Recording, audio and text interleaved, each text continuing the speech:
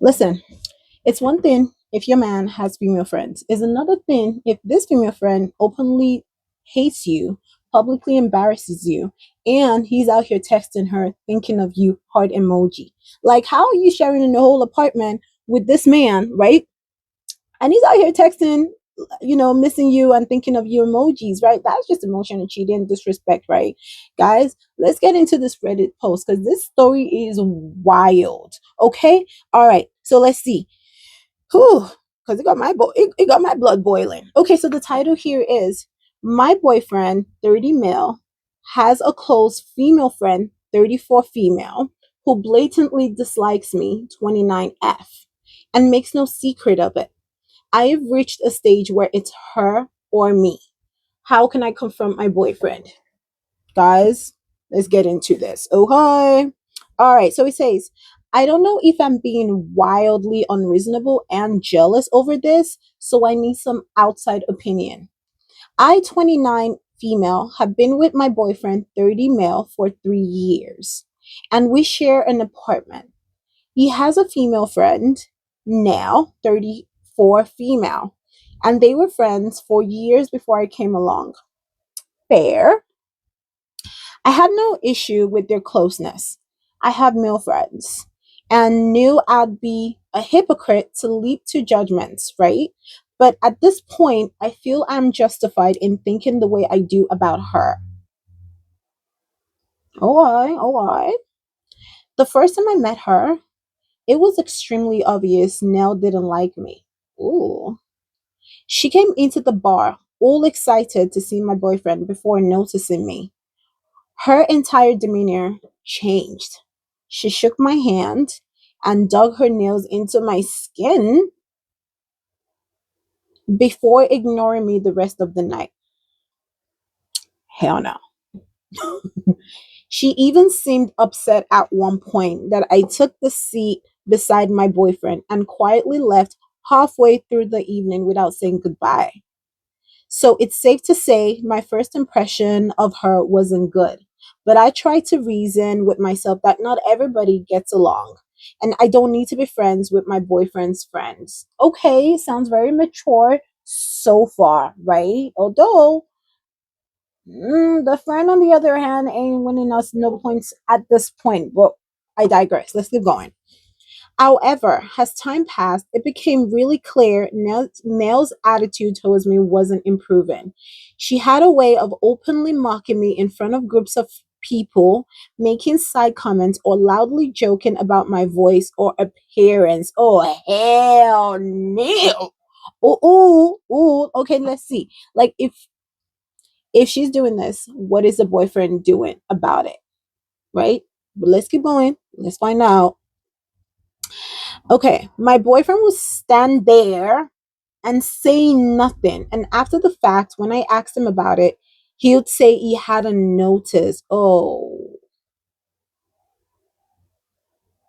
She would also make a show of hugging him hello and goodbye and not me. She would mix that kind of stuff in with smiles and basic politeness, so it was tough to articulate exactly what she had done. I felt very much like I was in high school.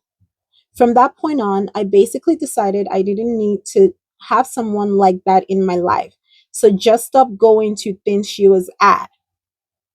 Okay, I am not loving this at all. Like, OP really needs to stand up for herself more. Like, I get you don't want to get into drama, but if someone is actively making you uncomfortable in a space where you should feel comfortable, I feel like OP really needs to like speak up for herself, especially with her boyfriend. Like she has a boyfriend problem at this point because he ain't doing nothing about it and saying he's not. But if it's something that OP's constantly noticing, and this is something that the best friend, I don't know if she said his best friend but friend is doing, I'm sure other people are noticing as well, right? But I digress. Let's keep going, right? Okay. I haven't seen her in about a year. My boyfriend still sees her regularly and they text often. I am now at the stage where I fully believe they have dated in the past or have something going on now. I have tried gently bringing this up, but he denies that they ever dated and makes me feel like I'm being jealous and bitter by asking. Classic gaslighting, am I right? Oh, am I right? I end up suppressing those feelings before something brings them up again. I have reached the end of my tether with it. I don't know if I said that word right. Like, when you're reading in your head, you know the word, but to pronounce is hard. The final straw for me came the other day when my boyfriend left his phone open and I saw a text exchange between the two. Nell had sent him a heart emoji, and my boyfriend had written something about how he was thinking of her. Oh, okay. This is hella sauce. Like, that's what I'm saying, right? She's spoken up a couple of times, and he kind of dismisses her and gaslights her into thinking that she's, overreacting and reading things that aren't in there. But if your female friend is out here sending you heart emojis and you're responding thinking of you,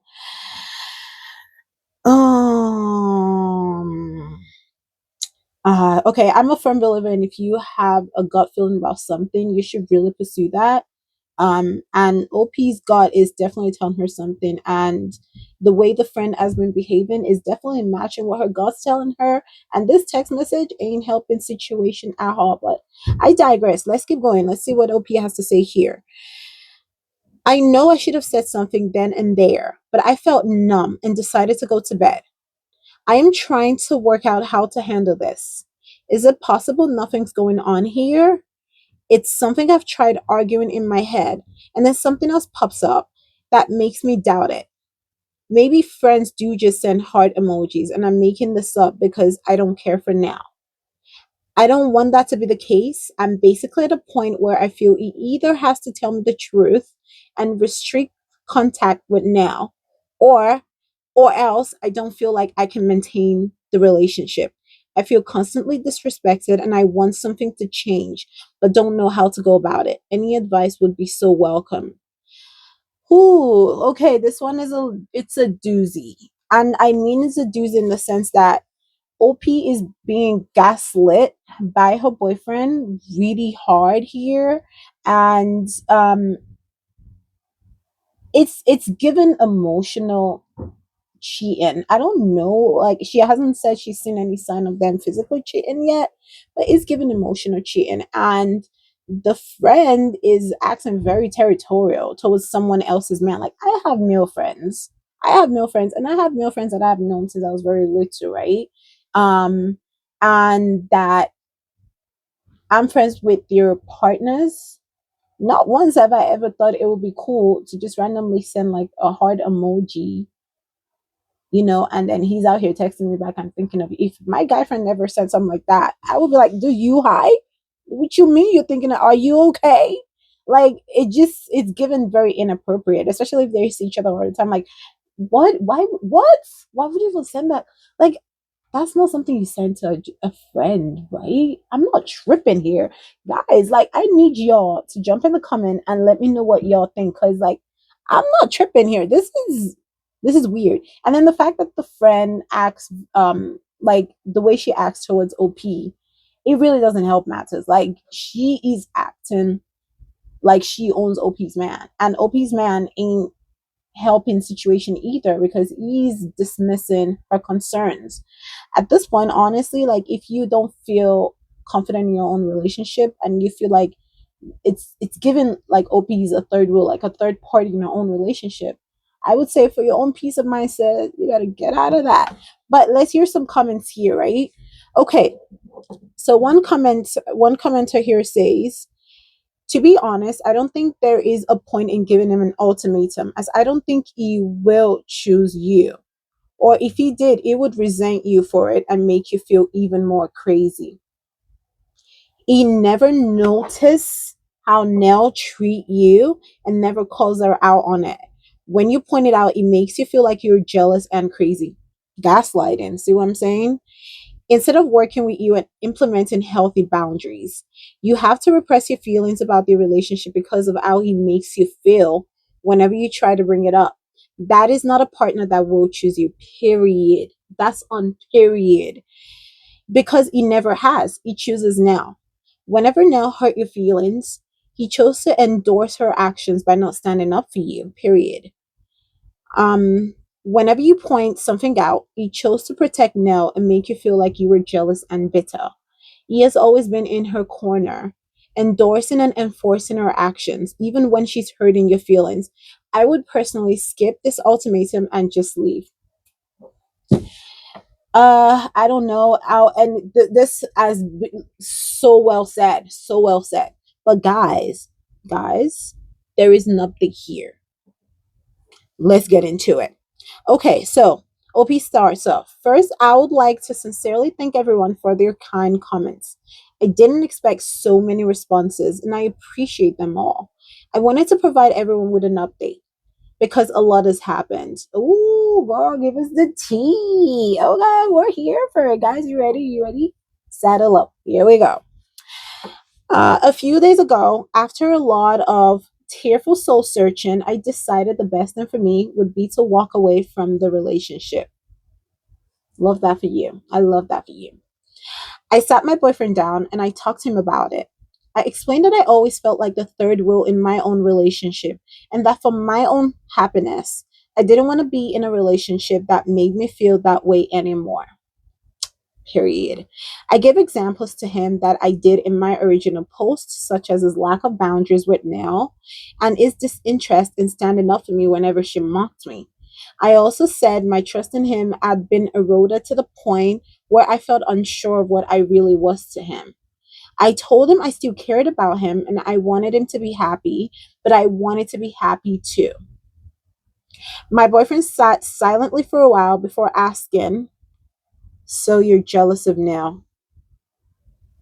Like, I feel like if at any point she was maybe like backsliding or having doubts about wanting to end the relationship, this right here confirms every single thing that she was bothered about. Because are you kidding me? You explained all of that, and his take from everything was that she was jealous. Bitch, please. Again, say it with me in the back row. Bitch, please. Anyways, let's keep going. I felt like he had barely processed anything I just said, and when I tried clarifying, he got defensive and told me he was allowed female friends.